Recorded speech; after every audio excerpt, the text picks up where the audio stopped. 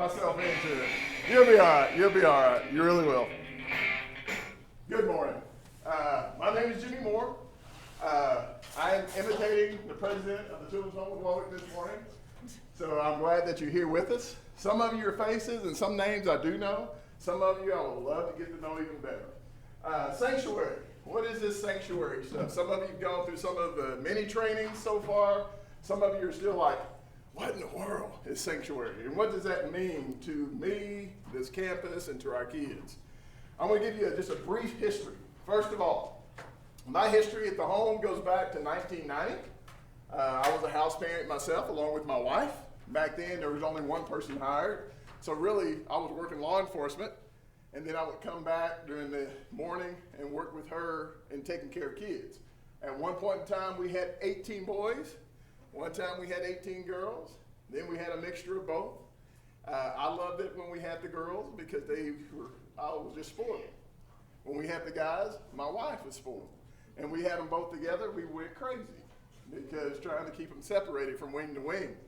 But, even the history before that, the Children's Home of Lubbock goes back to the 50s when there was a group of people who decided that let's go on a trip to a football game, and on the way to the football game they decided that what could we do for the city of Lubbock? And that's how things get started. People have visions of what they want to see, and here we are now 66 years later. And I guarantee you most of them, if they were still living today, would go, oh my gosh. This is something beyond what we envisioned. And some of it will not be even what they envisioned. Most of them wanted to have additional cottages on campus.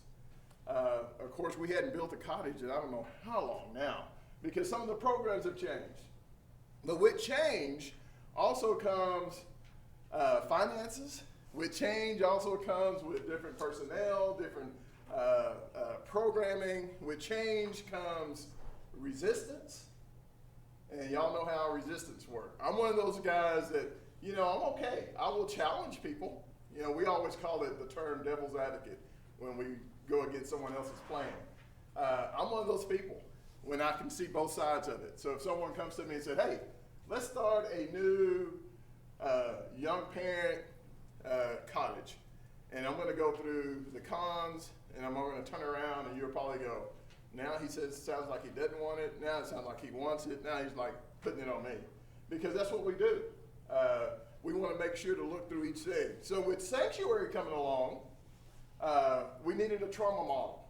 And some of it was because we knew what was coming with Family First Preservation and Services Act. Some of it was because we needed something here on campus. Most places that you go will have a trauma model, but it's only going to be for kids. It's not going to have anything to do with adults or staff or people you come in contact with outside of the agency. With us, we want it all inclusive. Now, part of it is, I hate calling it a program. I hate calling it a model sometimes because some of it should just happen naturally. Some of you already have those natural instincts innately built in, how you take care of kids, how you take care of yourself. One of the experiments I love to do, I love music, first of all genres of music. That's just me. Because there's a song that can always set me back in time to make me want to suck my thumb, like a little kid. And then there's songs that will set me back to a time where I just want to cry because of what had happened or transpired during that time. Then there are songs that I get a mixture of both because it was kind of during my adolescent years and I thought I was going to do this and this happened or something happened, but there's a memory that's so strong that it made me the person that I am today. And so I love to do a little memory stuff when we start off with music. Some of you already were moving. You may have been my first group that ever moved that way, by the way. It's like church and last you have to come in the front row. And that's what I was getting ready to say. And just watching y'all this morning, it's like church too. I want to blast this too loud here. It's like, some of us go to church and we move it. Then some of us go to church and our hands are in our pocket. Some of us go to church and we sing. And some of us go to church and look around at everybody singing. And some of you go to church and go, did you hear that?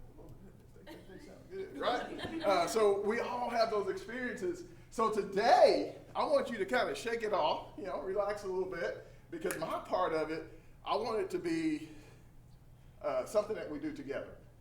More interactive than me just standing here talking, because I can talk, folks. I'm an introvert, and a lot of you going, no, he's not. Yes, I am. But there's something about the Spirit moving in me when I get around people who want to help people, because we have that common bond. It's like, all right, I've got somebody on my team. There's people with me. I feel good about this. So today, I hope that you feel a little relaxed, that you don't feel like you're intimidated. I'm not going to kind of pull you out and make you do something that you don't want to do. Kinda. Except for the man in the front row and the cat. No. So I love to start off with my music list. You can dance if you want to, that's fine. Some of it's going to be like, I've never heard of this song before. And some of you are going to be like, oh, that's what my parents used to listen to. Because I'm realizing as the days go by, I'm getting older. And my music is not music that people listen to. And that's why I have to listen to all genres of music, because I have to connect somewhere along the line. So if music is so important to you, try to find your place with each song that I play. Okay? You can write it down even if you have a pen. I guess they have paper. They do. Because I would love to hear what you have to say as each song or whatever memories evoke from each playlist. Here's the first one.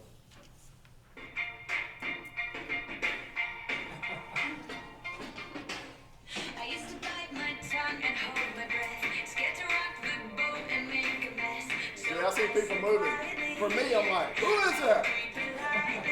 Katy Perry, right? Guess that I forgot I had a choice.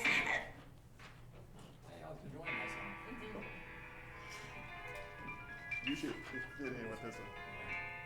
First I was afraid, I was petrified.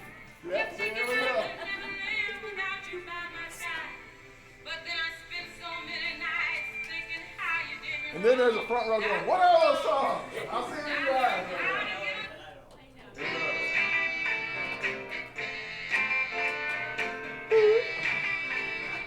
That's for us old folks. Man, listen. What you want? What you need? You know I got it. This is for you rebels. All I'm asking. Oh, that's the wrong one. That's for rebels too, right? You grew up in my time. We rebelled a little bit.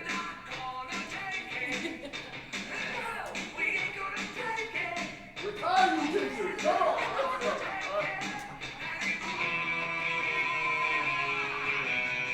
And then it's us folks. If I had a lighter, I would put it up. There you go, yes! It's a cell phone now, I forget. See, that's all right.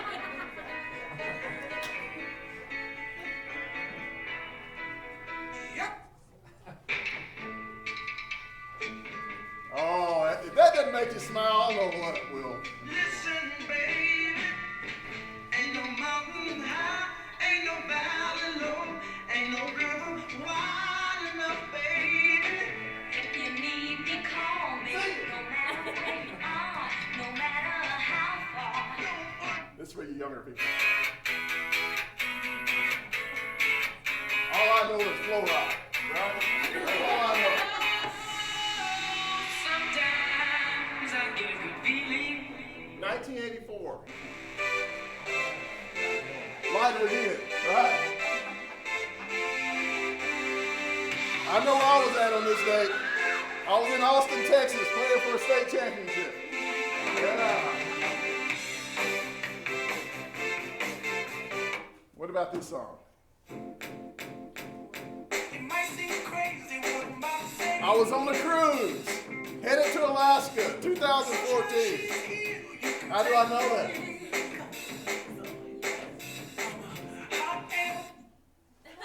I have no idea what was happening. What do you think happened?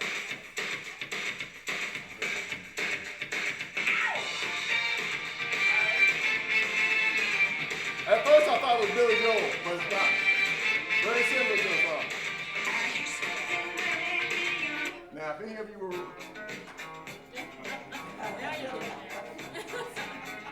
Afros,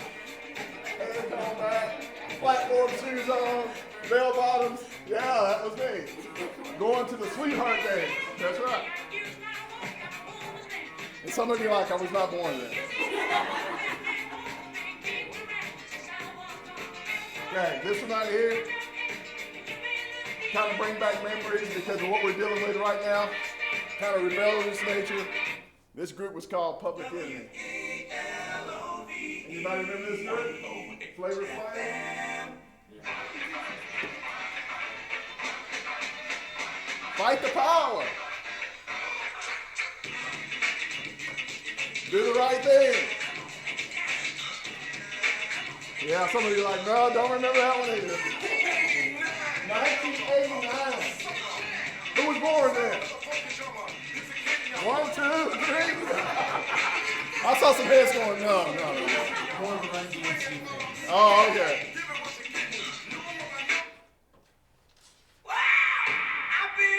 I knew it was coming.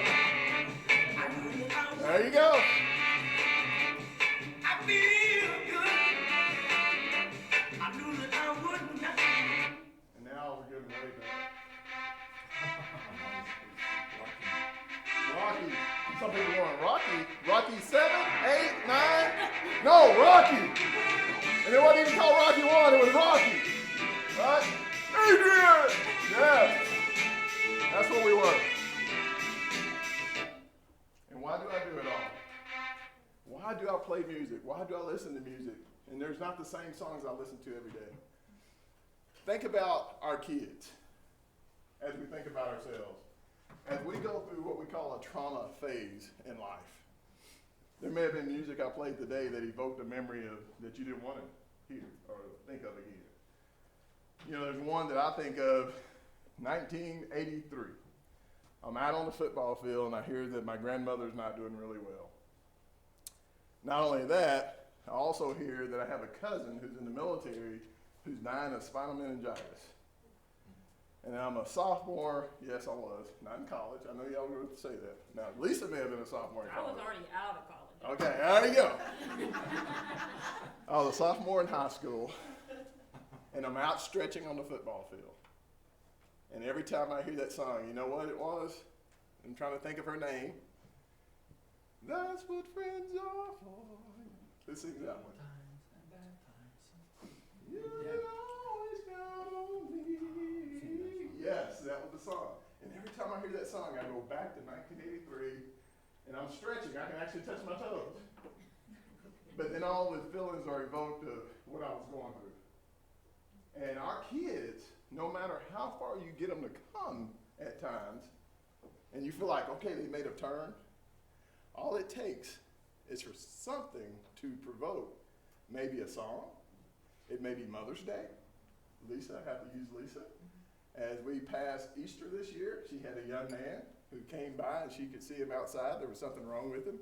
Usually he's just this, jubilant kid bouncing off the wall wanting candy. On this day, Lisa approaches him, and what does he say, Lisa? He was just sad. He was missing his family.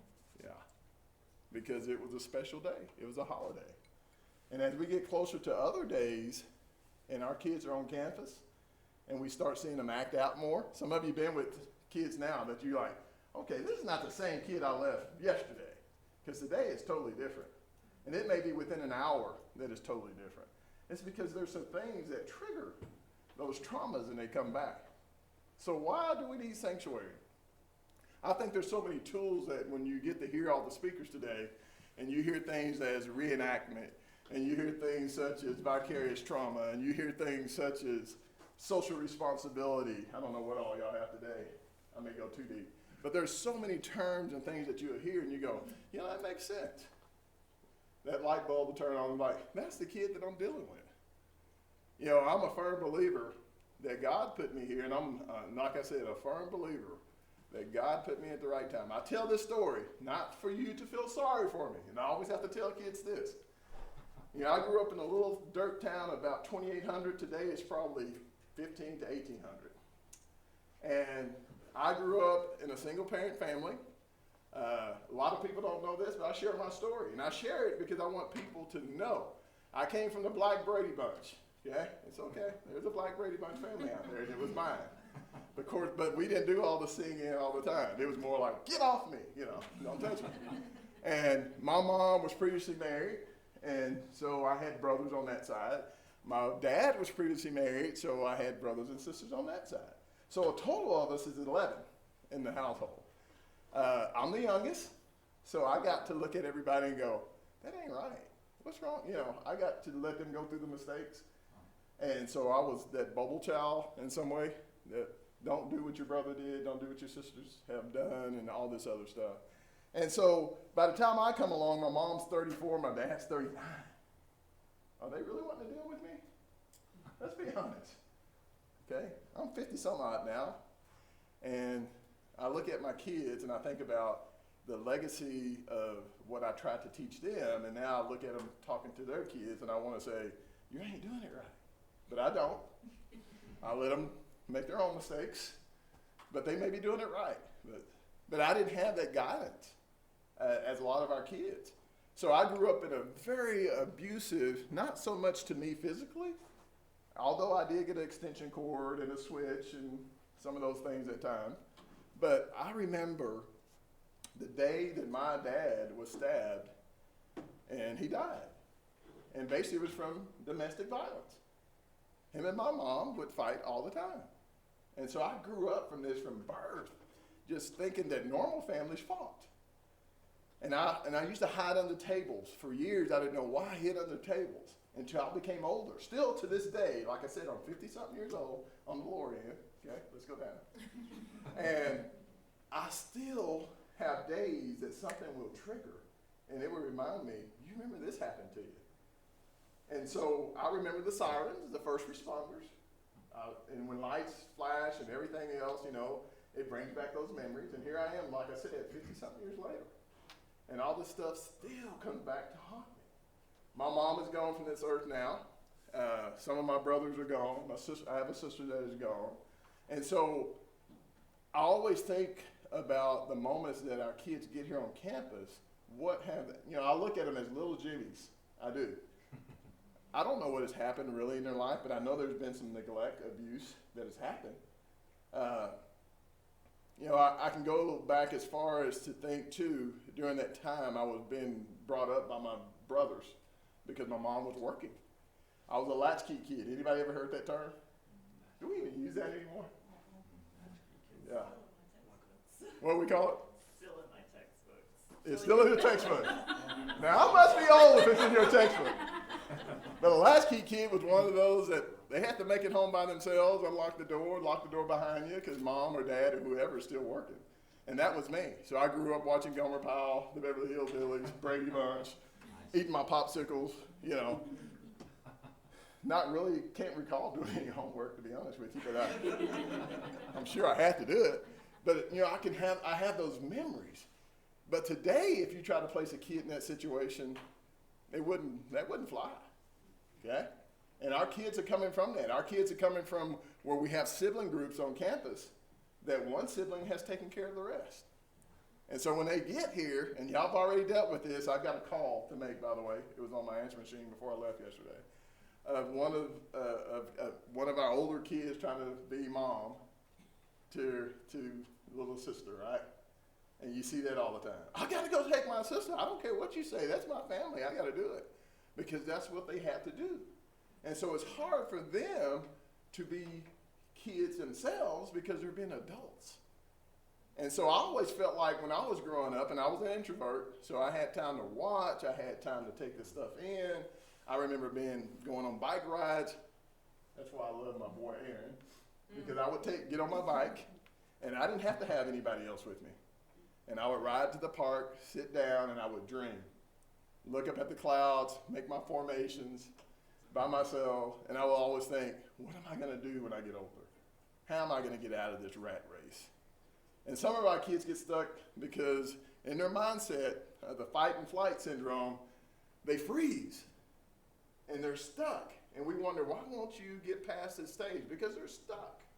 And so the things that we have in our toolkits, which you'll hear later, is things to help our kids, but also to help us.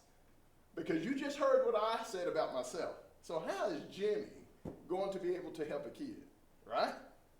When he's still having all this stuff that comes up on his own. So how do I relate? What do I not let get in the way, and what do I let, from experiences I've learned, help me with this kid as we go forward? And so you're going to have a lot of that. Now, if you were fortunate to have both parents in the family and you got to eat ramen noodle, no, just playing. There was no such thing as ramen noodle, I don't think, when I was growing up. It was just dry spaghetti. So if you had the opportunity to have all that, man, enjoy it. But I had to learn to live my own legacy. Now I'm 2 kids later of my own, and plus I have plenty of foster kids. Matter of fact, one's in town because she just lost her sister not long ago. And they'll still come back, and I wanted to pass this around while I was running my mouth. They'll still come back, and I'm in here, but I'm really skinny, okay? So as that goes around, don't just kind of look back and forth and go, yeah, it's about 110 pounds ago. But I had all these kids, and I loved them like they were my own. They were my first. And so today I get called, hey dad, or hey house dad, or hey pops. And now I've got grandkids from those kids that I helped bring up here at the home. And that's such a special feeling. Now, if you would have told me that 30 some odd years ago, that was going to happen, I would have said, no way. But now that I get to live it, that's what I always tell people. You know, right now you live in the present, and the present is going to tell you that this job is not for me. I can't do this. These kids are never going to change. They'll be like this forever. And then lo and behold, you look up one day, and one's a park ranger, one's in the military, and I can just keep going. And they have their own kids themselves, and they're bringing their kids to your office and say, this is your grandfather. And that kid's going. You know? Or when they post on Facebook, hey, Pops, and people reply, Pops? Who is this guy? You know, but they have the nerve to put you out there because they love you like that. Right now, they ain't gonna claim you too much, right? Who is this? You know. But deep inside, you are filling a void, and you may not be able to completely fill it, but you're doing something to a kid that they hadn't had. So when you love them hard, but they fight you back hard, it's because they don't know what love is. And they've been let down numerous times. Another trauma that comes in my life. I have 5 minutes, Lisa. Okay. That's right? Yeah, Correct. that's good. My mom was an alcoholic after my dad died.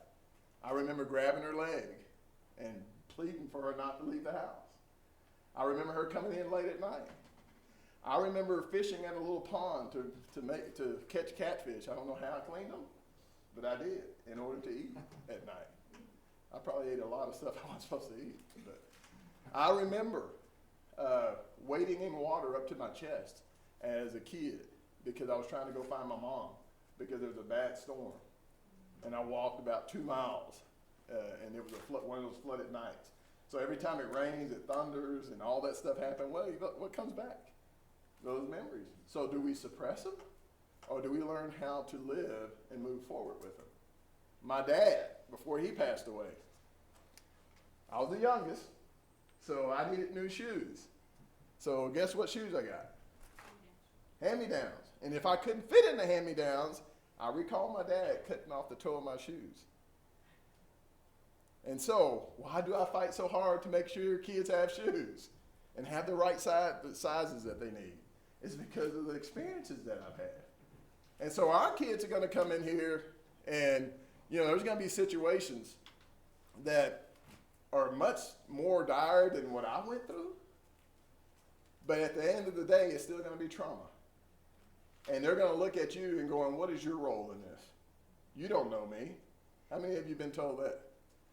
Yeah. And McDonald, you've been here how long? Maybe 3 weeks? And you've already been told you don't know me. Day one. Yes. You better tell her.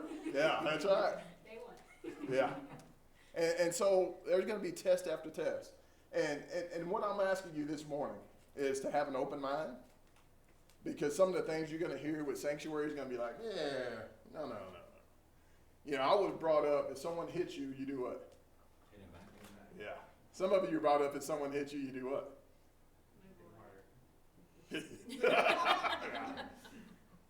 I want to bring up a name that's going to go back. You know a guy by the name of Daryl Washington? Your dad does, from I'm Dimmitt, not surprised. Dimmitt, Texas. He knows everybody. He grew up in Dimmitt, Texas. And who would have thought I'd been standing here today? I got so many stories about your dad. But Daryl and I meet up years later. We played against each other in high school. And years later, we meet up at Lubbock Christian College. It wasn't even a university then. And Daryl's out playing basketball. And, you know, the Bible talks about turning the other cheek, right? And there's this guy who's probably still in prison. I can't say his name because somebody may be related. I got to stop that, Jimmy. And this guy comes up and he's just mouthing, and Daryl says, "You foul." And I didn't foul you. And he gets in an argument with Daryl and he slaps him. And Daryl's 6'3", okay? This guy's about 5'9", but everybody knows he's crazy, right? Crazy doesn't come with a height. It's just crazy. And he slaps Daryl, and he slaps him so hard, and I'm thinking, oh my goodness. And Daryl steps up and he goes, "I'm not going to fight you, man." He goes, "What?" I almost said his name. CB. He said, "What?" And he says, and Daryl says, "I'm not going to fight you. I'm just going to turn the other cheek." He turned his cheek, and what did CB do? Slap him again. Pow! And he didn't even fight him. And I was like, wow. Wow. If I could ever teach my kids to do something like that and walk away, that didn't happen with my kids, by the way. But I was like, who taught him that he could have that type of patience and can take that kind of suffering and be humiliated and walk away? And what did everybody else call him when he walked away? Did they say, "Oh, what you did was great"? No. You punk, you chicken, I could just keep going. And I was probably going, "What's wrong with you?" Myself. But it happened. And so how do we transfer what we know into a kid that has no idea where we've come from, what we've done? Because that's what we like to do a lot of times, right? When I was a kid, right, we want to put ourselves in their place. And that's what's wrong with us right now. This chaos that we have going now, and this has been heavy on my heart, no matter if it's the COVID situation, the racial issues, I have kids, and my kids are multiracial, okay? And so right now, as of yesterday, even my daughter spoke out. We ain't talking about that. But they know how Dad deals with things. Dad deals with things as, I don't put things on Facebook to deal with them, okay? If I can't spread joy on Facebook, then I don't want to be on Facebook. If I can't make you laugh on Facebook, I don't want to be on Facebook. So since January 4th, I hadn't had a post, okay? Because I could see some things coming. It was negativity. Well, my kids, because of what's going on right now, they've always looked to Dad for advice. And all I can tell them is love God and love others. And that's what I can repeat to them over and over again. And they know I've taught them since day one that the world's not going to always treat you the way you think you need to be treated. No matter who you are, what color you are, or what gender you are. The world's not going to treat you the way you think you should be treated. And so right now, my son has grown out these, as we call them back in the day, naps, but they call them dreadlocks, I guess, now. He's been twisting his hair, growing out his dreadlocks, and I'm looking going, what's wrong with you? In my mind. Because if I say it out loud, my wife would slap me, okay? Because that's her baby. So I've learned that. That's called emotional intelligence in some ways. Now, my daughter is so much like Dad. She can take a lot of things in, but recently, as of yesterday, she put a post out. And somebody replied to that post, which is one of her distant relatives off her husband's side. And then guess who jumped in the middle of that? My son. Because that's him. He should have been an attorney. I told him the whole time. He's an emergency nurse. He's an ER nurse. And I always thought that he needed to be an attorney, but he didn't listen to me. And he jumped right in the middle of it. And then my daughter had to come back and said, "This is a cousin of a distance and whatever. And she also fosters kids from the Children's Home of Lubbock. And Dad, no, don't throw my name in there. They know I don't want to be a part of that. But I'm sure today, part of the conversation when my wife sees it, because I didn't tell my wife it was out there, she's probably going to call me. And my wife is one of those that takes everything in, and she can't move forward. She becomes frozen. "Oh, do you think they're okay? Oh, do you?" I'm not doing this lady because she's a female, because she's tougher than I am. But when it comes to things with the kids, she's weak. Her energy's just sapped. She's got more trophies, as in hunting trophies, than I have that are in my shop, hanging up that everybody thinks I shot, but I didn't. She shot. And I have to tell us the truth when that happens. But she's a tough lady. But when it comes to the kids, she's just frozen because those are her babies. She doesn't see them as adults. She still sees them as I have to go to their rescue, which brings me to another thing. You're going to find out that some of you are what we call rescuers, right? No matter what, you always try to go fix something. You ever been told that? Oh, you always fix it for me. I can always depend on you. If people saying that to you, you're a rescuer. Okay? You are. And that's okay. Now, there's also some of us who are victims, right? No matter what happens, we're the victim. Or you know someone, no matter what happened, they're the victim. You can go talk to them about something that's happening with you, and they go, oh, I know. You can't get your story out, right? Because they're going, it happens to me, because you just whatever. And you're like, really? I'm talking about me. Listen to me. And then there's going to be people who are what, Lisa? Persecutors. Right? And so you'll learn some of that today. Hopefully you'll do some reenactment. I say today. Sometime this week you'll do some of that. I love to role play. That's how I got out of my shyness or my introvertness, is doing role play. So I should have been an actor, a bad one, but I would have been an actor because I love to do it. Who likes to role play? Anybody? There's one. Two, because you can become something that normally you wouldn't become, right? And that's why I love it. And I started to do it today, but I was like, I don't know the crowd. They may not want to do it, you know. And I thought about a hot topic that we have going right now, you know. And my people of color, we're all people of color, okay? I want y'all to hear that. I hate that we use PLC, though. To me, that meant something else. Exactly. Yeah. But if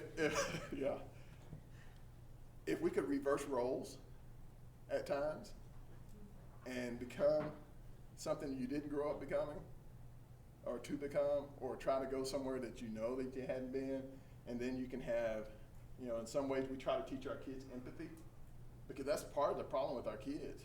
They hadn't been taught empathy at all. If you ever been in a middle school, good night. Whew. I was a middle school principal for 4 years. And I was like, really? You gotta do that? And you have to teach them to have empathy. Most of our mass murderers or our shooters that we've seen in schools, that's one thing they didn't learn how to do is empathize.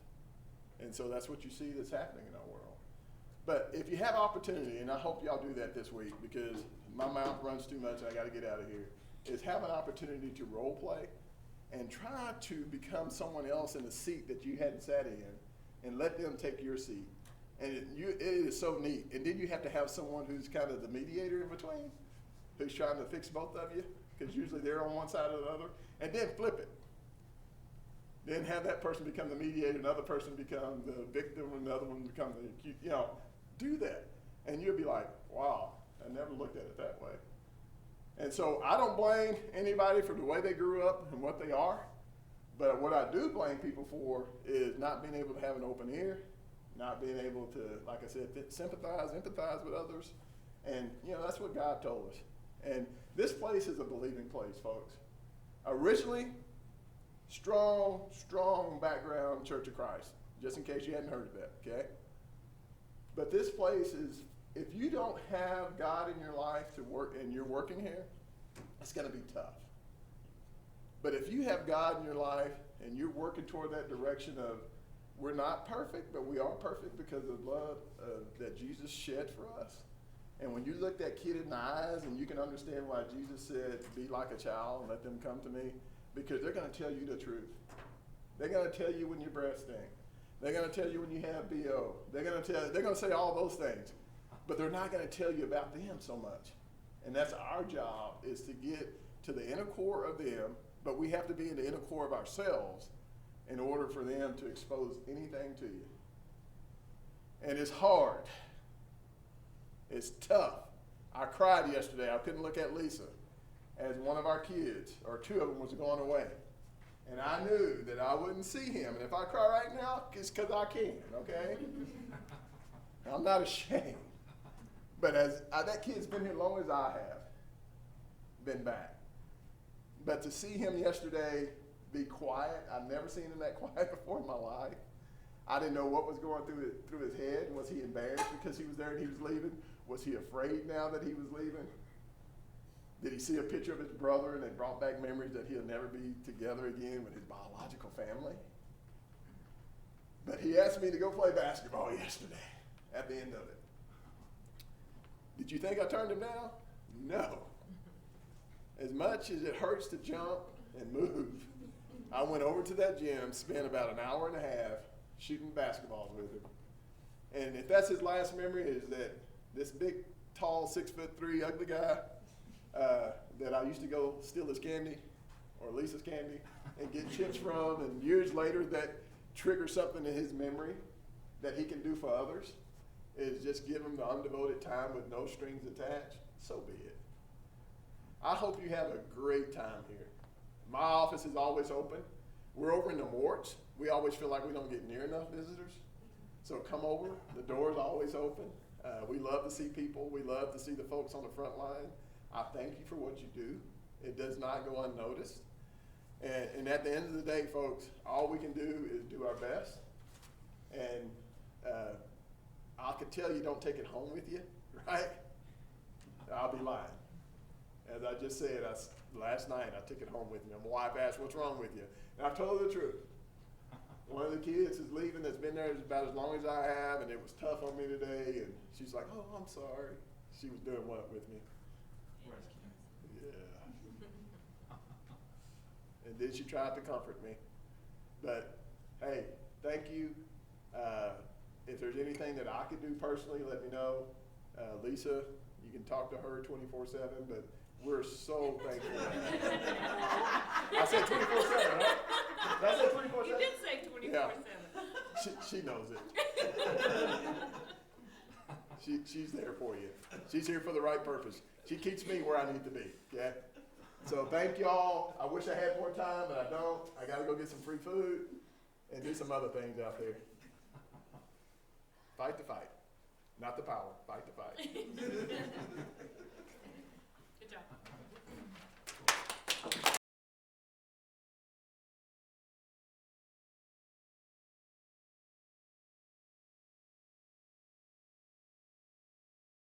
I'm Jimmy's assistant. My little cubicle-y, office-y thing is just right outside his office, so like him, we're all available all the time. Not 24/7, but during office hours.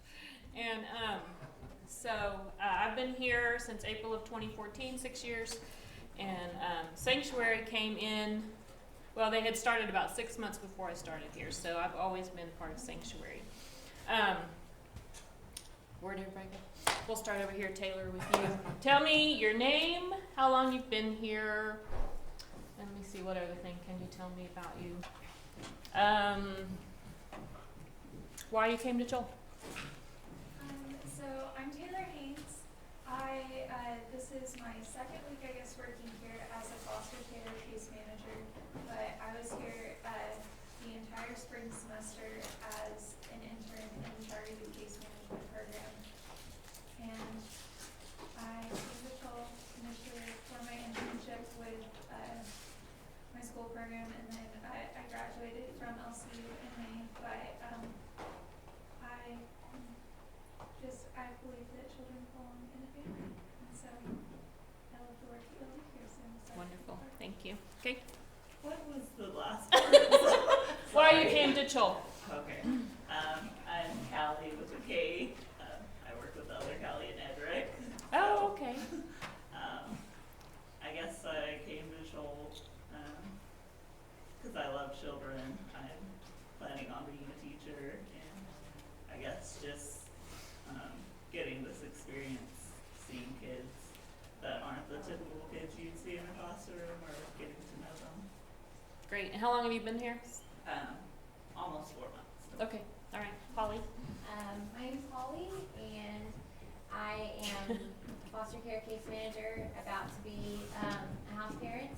I came to Joel in 2015 to tutor. I was a tutor for the high school students. Didn't really do a good job tutoring because I was just so like wanting to be a part of like you know, loving on the kids and you know, talking with them about their lives and not algebra. But you know, I've been here on staff and I was a volunteer for a year and a half. And I'm about to be a house parent at the Broadway house for girls that have aged out of foster care. So, yeah. Awesome. Stefan? My name's Stefan. I've been here about 13 years. I came here because I needed a job. There you go. Perfect. But you stayed. You're still Yeah, here. I There you am. go. Okay. I don't know your Oh, name. Sorry. Victoria. Victoria. Yes. I'm Victoria. I've been here 2.5-ish months as weekend relief staff, and Which college do you? I switched between 2 and 8. Okay. So I'm like both. And I came to work here because I wanted experience with kids. I'm Sydney. I've been here about 3 weeks, almost 4. I've been making relief staff mostly between 2 and 8 as well. I came here. I was a teacher for 2 years. Wasn't feeling it anymore. Love working with kids, but wanted something different outside of the classroom. So. I am Melanie Sonner, and I actually was retired and disabled, and my husband passed away March the 2nd. Nobody feel bad because he's happy, and that's cool. So I'm just going to kick him in the shin when I get there. But anyway, so I needed to get a job, and Chris is my landlord. Right. And so he said, well, hey, why don't you, you know, you kind of have the love for children and stuff, why don't you put in and out at Chola? And I was like, okay. So I am relief staff for the weekend. In college. I kind of bounce between the colleges right now. I'm like 3, 4, and 5, Okay. kind of work through there. And I just absolutely have fallen in love with every one of the kids. So I used to pray for this place all the time and pray for the children as a whole. And now I can put names to my prayers, and it's very special. So.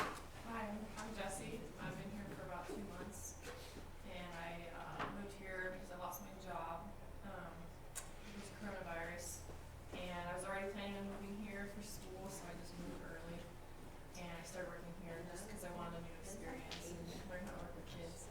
And you're in the Mason community, right? Okay, nice. And you're also in the Mason. My name is Hector, and I'm working in the Mason. I've had here 1 week. Wow. 1 week, so I'm fresh. Yeah. So excited. See how the fire going on. Right. I decided to work here because I just find great meaning and to make an impact in someone's life, especially like a child. So I just moved to Lubbock not so long ago, like a month ago, and my interest, even though I graduated from music, my interest is working like in a social work, counseling, in a setting. So this is a perfect place to start my experience. I'm Audrey Pruitt, and How long you work here? Oh. 2 days. yeah, Yeah. I've worked 2 weekends, Okay. so There you go. 2 weeks. Mhm. I'm weekend relief staff, and 2 and 8. And I love kids. I've been working with kids for, I don't even know how long. I can't remember the last time I didn't work with kids. And it's just, I don't know, I love them. And so came out here to keep it going. Awesome. And like Jimmy knows her dad. I went to school with her dad. So there you go. So go ahead. My name is Jackie. Today's my first day here. There you go. I've been working with kids since I was able to work. I was a teacher for a year. I did a summer program with them. I'm in school for social work. I want to be a CPS worker. And I love children. I love helping them. And I feel like every kid deserves someone loving in their lives. So I just stay working with kids. That's the only thing I've ever done. where you working? I was working at Grow With Me Learning No, I meant here though. Oh, here? Oh, I don't know You yet. don't know, okay. They haven't told me anything yet. Okay. I'm Keely and I work with the Mason. I've been here since December 23rd. Oh, wow. And the job I had previously closed down and I was in a place where I could transition and always wanted to do this. And it was the time. So I was called here. Great. So you get to talk to you and Becca. Oh, okay. Well, this is Becca. Do it in a voice.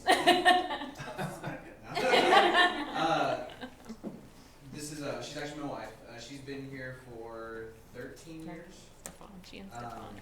And she first started off at the Mason as a direct care staff, and then has been a case manager for, I think, 10 years now.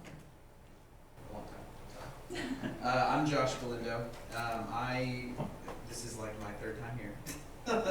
I started off. They at always the come Mason. back. When you leave, you always come Yeah, back. you can't get away, or if you do, it's short term. I started off as a direct care staff at the Mason, worked there for about two and a half years, and then left and kept coming back in the summers, and then went and did youth ministry full time, and then I've been back for almost 2 years again as a case manager for foster care. Awesome. And Joe also left, but quickly came back. Go ahead, Joe. Hi, I'm Joe. Also foster care case manager. Well, I'm a home developer, but also a case manager at the moment. Yeah. Also de facto IT, and for the moment, training. Videographer. Videographer. They've been putting up with me for about 9 years total out here. And I don't know, just kind of fell into it the first time. I started out in ed reg.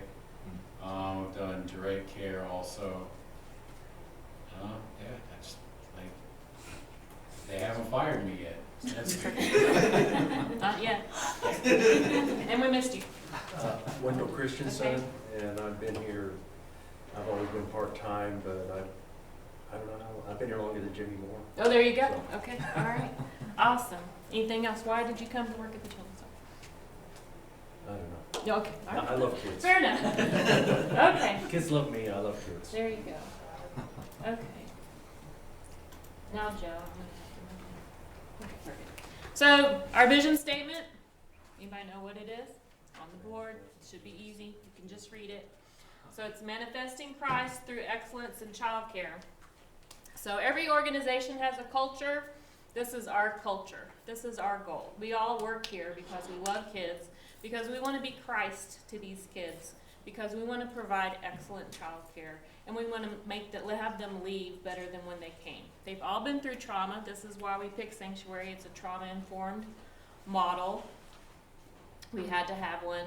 We knew we were going to have one, that all agencies were going to be required. So Vicki, ahead of the time, ahead of the curve, picked this one. And the reason we picked this one is because it wasn't just behavior modification. It wasn't just how do we make these kids be. It was to create an environment of healing. And so this is why we picked Sanctuary. It's we know all of these kids come to us. Jimmy talked about how they all come to us with trauma. They all have some. They're all here because of abuse and neglect of some kind. They all have trauma. And so we are here to provide them a place of healing. And so when our kids act out, it's because of the trauma, right? And so we just need to keep that in our mind all the time as we deal with these. These are not bad kids. These are kids that bad things have happened to.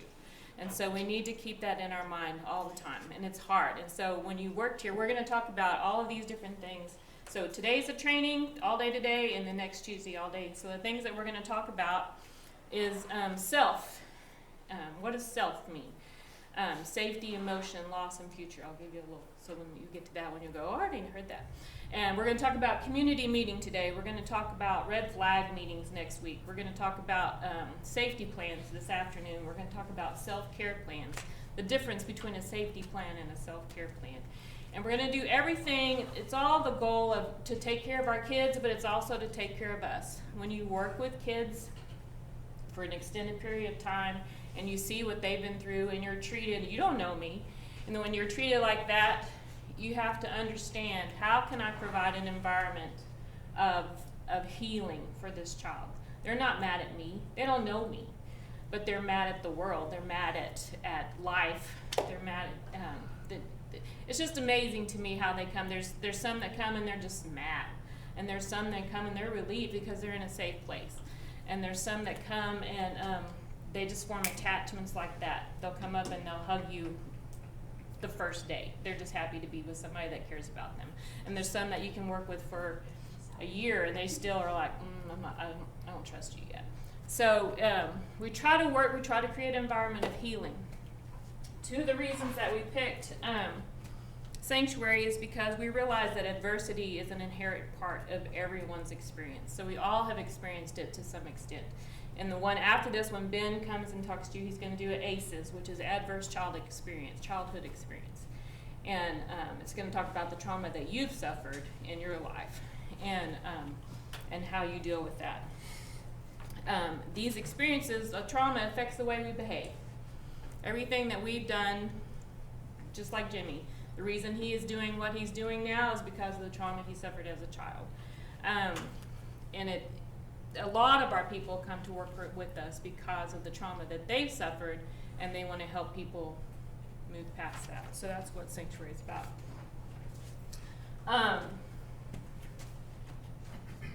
So my piece today is talking about the 7 commitments. There's 7 values that we're committed to. And then we're going to talk about community meeting. How many of you have participated in a community meeting? Okay, not everybody, but most everybody. Okay, great. So the commitments that I'm going to go through real quick and just tell you all of them, and then we'll go through and talk about all of them. So the first one is nonviolence, emotional intelligence, social learning, open communication, social responsibility, democracy, and growth and change. So how many of our kids come from some kind of violent situation? All of them, in some way, right? They've all suffered. Some of them is just neglect, but that's also no form of abuse, right? Abuse is like, I don't like you. Neglect is, I don't even see you. You're not even here. And so they all have suffered that. There are 4 types, right here, 4 types of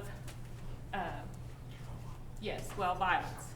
So what are they? Physical, psychological, social, and moral. So physical, obvious. Physical abuse, they've been beaten, they've been sexually abused. Psychological, a little tougher, right? Emotional, verbal abuse. What is social abuse? Bullying, right. So it's your interaction with others, being abused by others, maybe not your parents, maybe other family members, maybe friends, whatever. And then moral abuse, moral violence. What does that mean? So that's the ability when you want to do the right thing, you're made fun of for doing the right thing.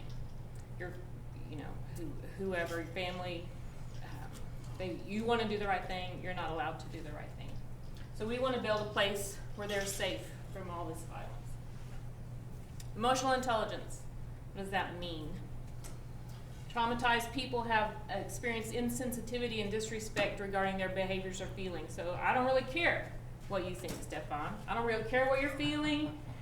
You just do what I tell you. I don't really care what you think about it, right?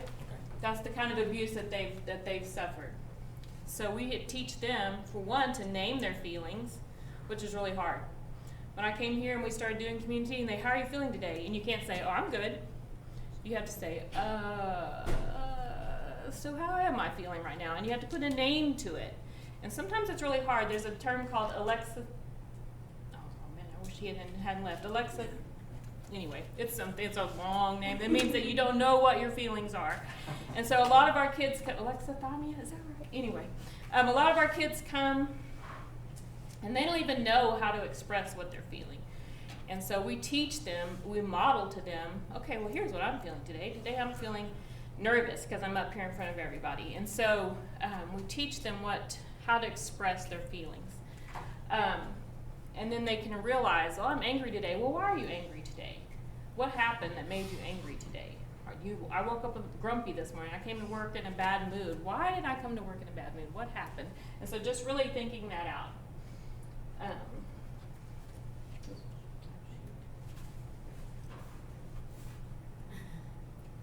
Of course it won't work.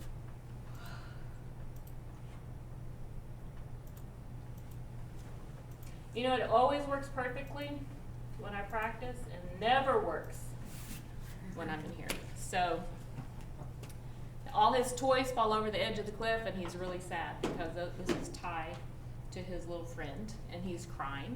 And Joy is like, it's gonna be fine, you're gonna be fine. Everything's good, don't worry about it. You're not, it's gonna be fine, which is how I, like, you're gonna be fine. Everything's gonna be okay. And then Blue, she just comes and she holds his hand and she says, I bet you're really sad that happened. And he said, I am. She goes, I would be really sad too. And she just sits with him in that. And then he gets up and he's like, okay, let's go eat breakfast. And so just don't be afraid of their emotions. Don't be afraid of what they're feeling, if they're angry, if they're sad, if they're just sit with them in that. My rocket! My rocket! Wait! Riley and I were still using that rocket. It still has some song power left. Who's your friend who likes to play?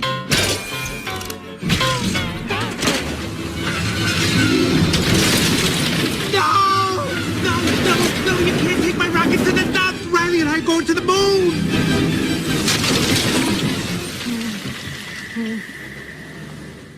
Riley can't be done with me.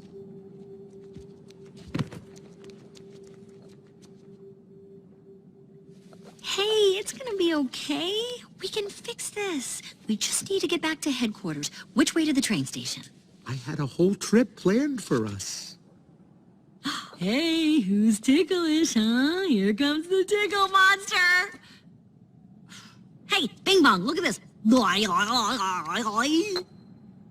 Oh, here's a fun game. You point to the train station and we all go there. Won't that be fun? Come on, let's go to the train station.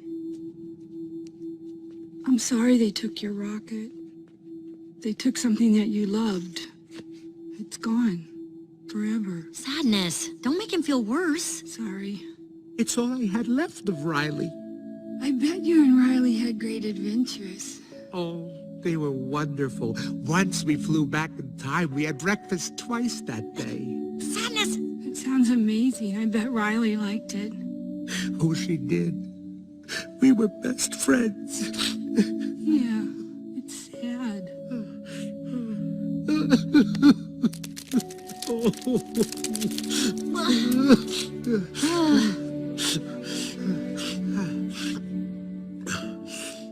I'm okay now. Come on. The train station is this way. I love that. So our kids come here, they've lost everything, right? They barely have the clothes that they have on is sometimes all they come here with. So they've lost everything. So when they're sad or mad, we have to sit with them in that. Social learning, this is what we're doing here. So we learn better when we learn together. We want to promote collective thinking and problem solving. So if we have a problem, let's work together to come up with a solution and not try to figure it out on your own. What's that word? Alexithymia? Is that the word? Alexa, what is that word? The Alexa, that you can't think of your feelings. What is it, Joe? Come on. Insouciant? No, that's not it. Okay. So that's your word is when you don't have a feeling. Most of the time I don't have a feeling. Exactly. That sounds exhausting. So, democracy, a lot of people think democracy is, let's take a vote and majority wins. That's not really what democracy is. Democracy means that you have a voice. So if we have a problem, we have a situation, I want to hear what you have to say. I want to know what you think about this. And so everybody comes together, kind of with the social learning, and we talk about it, and you say, oh, here's what I think's happening, here's what I think's happening, and let's come together and form a solution. Jimmy's door is open. He really, honestly, wants to hear what you have to say. So if you ever feel like you need, I think we had an employee leave. She goes, I never came to him because I didn't really know that was an option. Anytime you want to come talk to Jimmy, his door is open. Open communication, same thing. A lot of our kids come to us and they've been told, don't tell. This has happened to you. Do not tell anybody that this has happened. And so they're afraid to talk. And so secrets, continue the abuse, continue the cycle. So we want to be sure that they have the opportunity to say what they're thinking. This is my favorite saying of Sanctuary: say what you mean, but don't be mean when you say it. So you're welcome to express your opinion, just do it in a really kind way, and not belittling, not demeaning, not insulting. Social responsibility is working together. It's a lot like social learning, except that learning is fixing the problem. Social responsibility is kind of carrying it out. We're all in this together.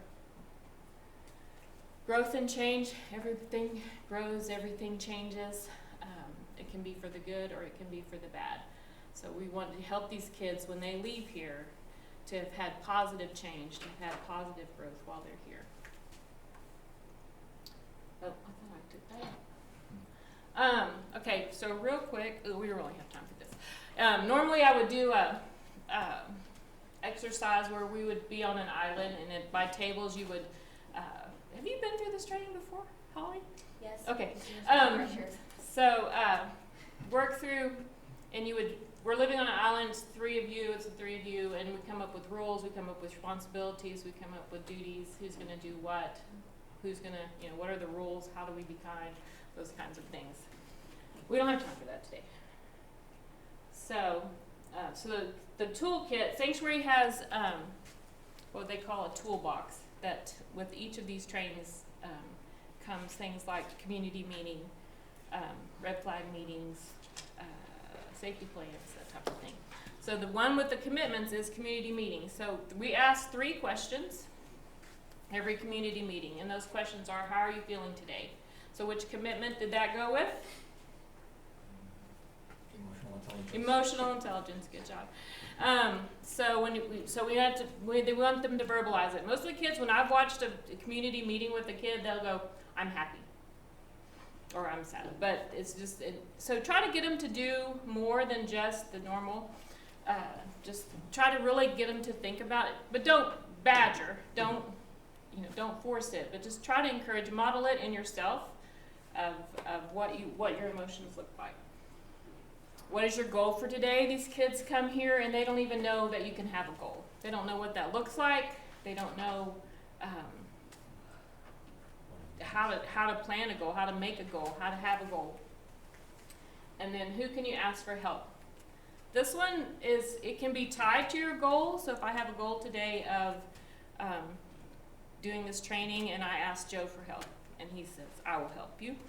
And he has helped me. And but it also can be like if you have a goal and your goal is to, like my goal is to clean off my desk. I don't really need anybody to help me with that. But when I ask, who can you ask for help, then I think about the person that I go to when I need help of any kind, the person that's my support, So my daughter, Jonna, that works here, she always helps me here all the time. Jimmy is always a help for me. Joe actually helps me quite often, surprisingly. And there you go. And so it can be more than just who will help you with a specific goal. It's like, who's your person? Who's your support? Who can help you through your life? And then you're supposed to end with a thought for the day. We're going to today, but we rarely do. So it's a good idea to have that. So we're going to do a community meeting real quick. Who's been through them before? I want to start with somebody that knows how to do it. Okay, Taylor, we'll start with you. How are you feeling? Oh, wait, before I do this. So one of the things we try to do is mix it up a little bit and not ask, because after a year, 6 years, I think, how are you feeling today? What's your goal for today? Who can you ask for help? It gets a little boring. So we try to mix it up sometimes. If you were a color, what color, what color would you be? And sometimes you need to explain that, because to some people blue may mean blue skies and I'm happy, and some people may blue and I'm sad. So sometimes if you do things like, what kind of vehicle are you? I'm a dump truck, because I feel like everybody's just dumping stuff on me. Sometimes you have to explain those a little bit more than if you just say, I'm feeling overwhelmed.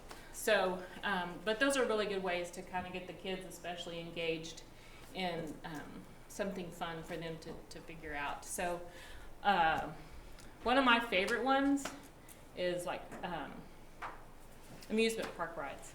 So Taylor, if you're an amusement park ride, what kind of amusement park ride would you be?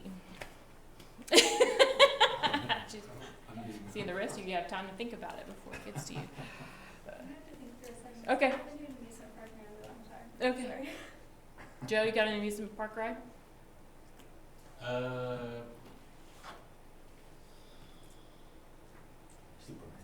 Superman. We'll start with Stefan. Stefan has one. So Superman? Sure. Okay. What does that mean to you? I mean, I worked all night and I'm here this morning. I feel alert when I wake. Awesome. I'm awesome. do you have a goal for today? Just to go home and go to sleep after this. Right. And who can you ask for help? My mom just leave me alone. There you go. Okay, Wendell. Your amusement park ride. What amusement park ride would you? The train. The train. So you're just kind of chugging along, or is it a speed? Gets from one point to the other. And it doesn't do the up and down stuff. It doesn't spin me around. It's the train. Awesome. So you have a goal for today? No. Okay. Sometimes you don't. Can you have people that you can ask for help if you need help? Everybody here. Okay, we'll help you. So Victoria, we'll come back to you in a minute. If you were an amusement park ride, which one would you be? Actually, I'm not doing this right. I'm asking the questions every time. So, yeah, I'm supposed to ask you, you're supposed to ask him, you're supposed to ask her. So go ahead, Wendell, ask Victoria. If she were an amusement park ride. If you were an amusement park ride, what would you be? Like the one that drops, like you're up really high and then you just like go down. You could go back up and you go back down. And go, yeah. And what is your goal for the day? To like soak in all the knowledge in this training And who can you ask for help? and everything too. Sydney, if you were an amusement park ride, which one would you be?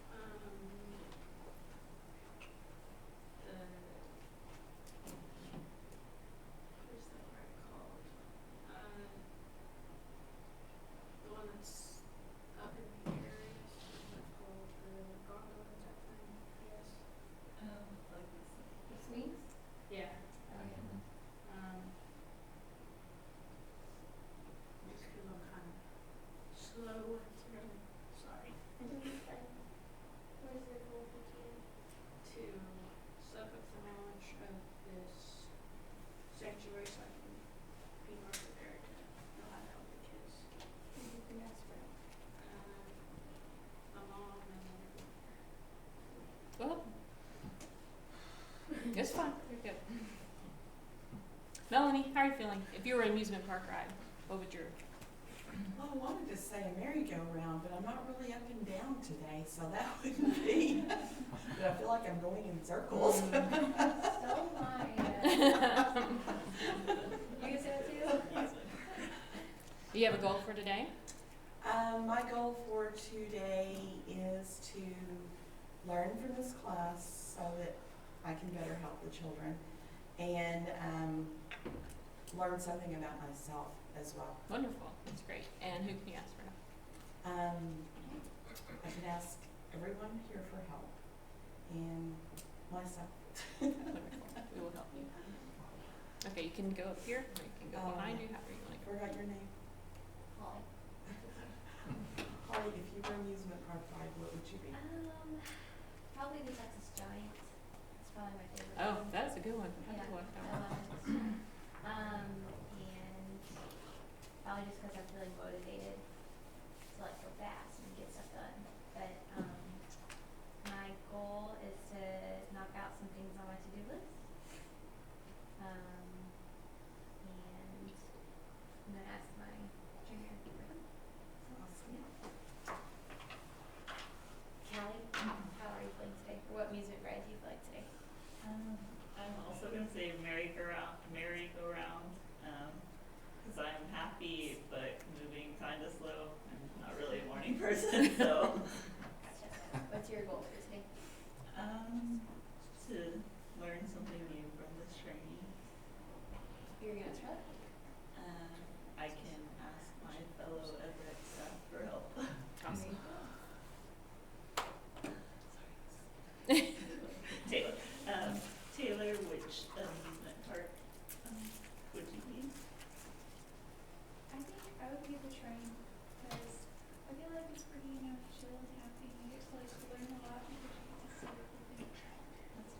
really cool. What was the second? What's your goal? Oh, Oh, where'd it what's go? your goal? My goal is to learn It went volunteer too far. training. And who can you ask for help? I can ask for help from, or I can ask Lisa and the instructors for help. Oh, okay. Joe, what amusements park would you be? You guys know like the mousetrap, that tiny roller coaster at Joyland? You think you're gonna die on? Well, Yeah. it turns really fast. And I feel a little bit like I'm whipping all over the place. But then at the end of the day, I'm right back where I started, and I'm wondering if I really got anywhere. Good job. And my neck hurts. Your neck hurts. And, Wait, we're not finished. Oh. Feel comfortable enough with this recording so I don't have to sit here and babysit it. But and- just think what you're learning, Joe.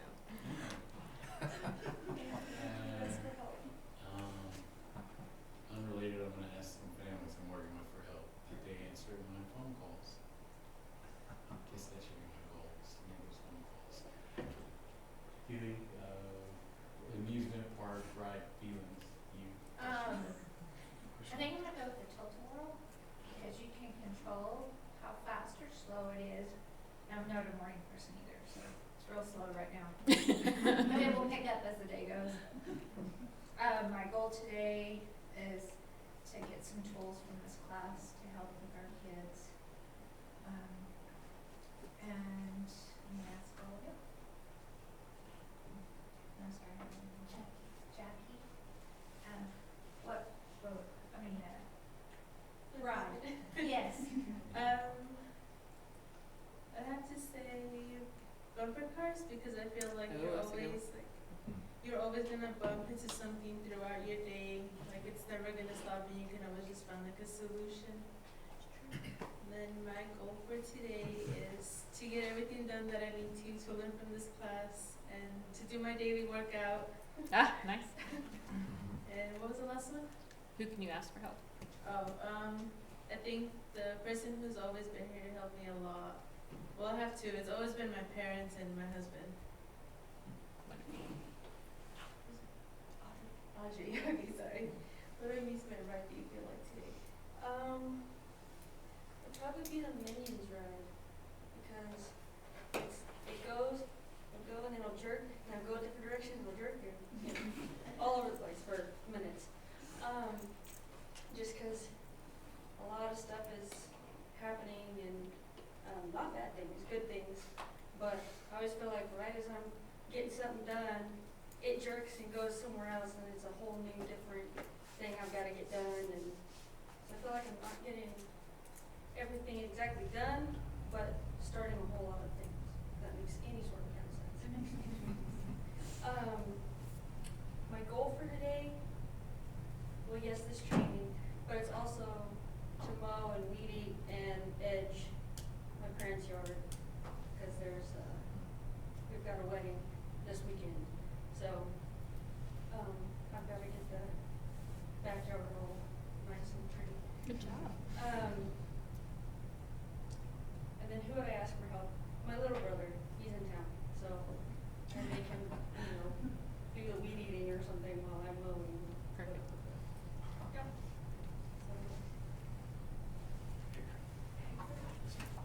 What amusement park ride?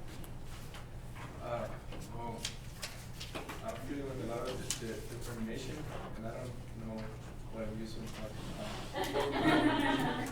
But kind of like in English, the thoughts in my mind is it's like I'm in a green field, and I'm looking straight up a storm that's coming ahead of me, but I'm not scared. I'm just waiting for it to come and for me to pass through it. Nice. So I guess that's what I'm feeling right now. Good. Pretty accurate, Mason. Yeah. I guess my goal is to learn as much as I can, to get equipped for my job, and to clean my car. And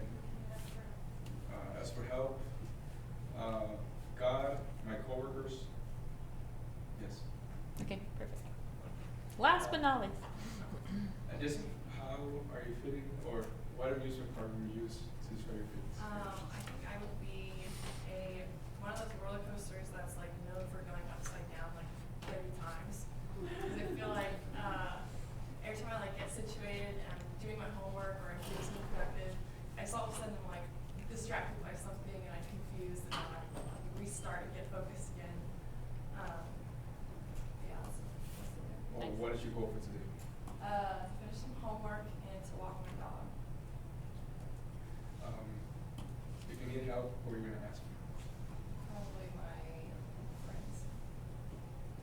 And actually, I'm last because you have to ask me.